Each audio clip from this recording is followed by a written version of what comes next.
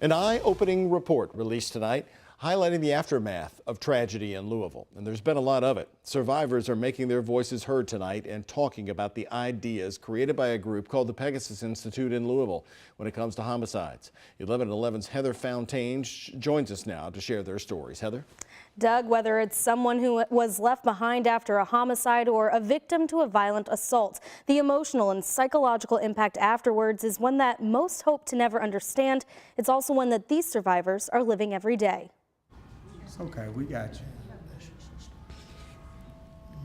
It's been very rough. Nicole Taylor is a survivor. She was pistol whipped, shot, and carjacked this summer, all in front of her 4-year-old son. It's very heartbreaking watching my son. He doesn't like to come out at night. He's scared to be out at night. The pain and fear left behind after a traumatic, violent incident is what's binding more than 60 families together. I experienced my mother and brother's death right in front of me.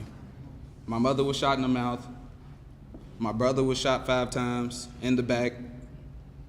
I'm right here today. These are survivors of violence over the last 15 years in Louisville Metro. Put the gun down.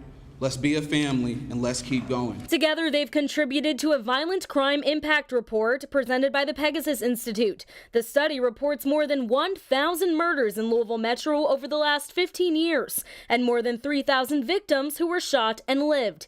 Keith Miller is a surgeon at University Hospital who's operated on many of these victims. Coping and healing certainly doesn't end with discharge from the hospital. The report does not spell out ways to stop murders, but it does recommend some policy changes, like creating a victim advocate program within LMPD and providing funding to help with funeral costs and other expenses. Sometimes the expense comes in the form of having to clean up the blood of a loved one, which is normally covered by homeowners or renters insurance, but because you don't have homeowners or renters insurance, you have to clean up that blood yourself. Policy changes that could make the suffering just a little bit easier. They won't stop homicide, they won't stop shootings.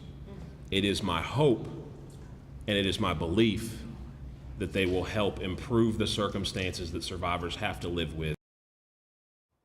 And this week, the Pegasus Institute is working to get this report in the hands of local policymakers. That's LMPD, Metro Council, but also state representatives as well. The full report will be available for the public after midnight. We'll post that on our website, WHAS11.com.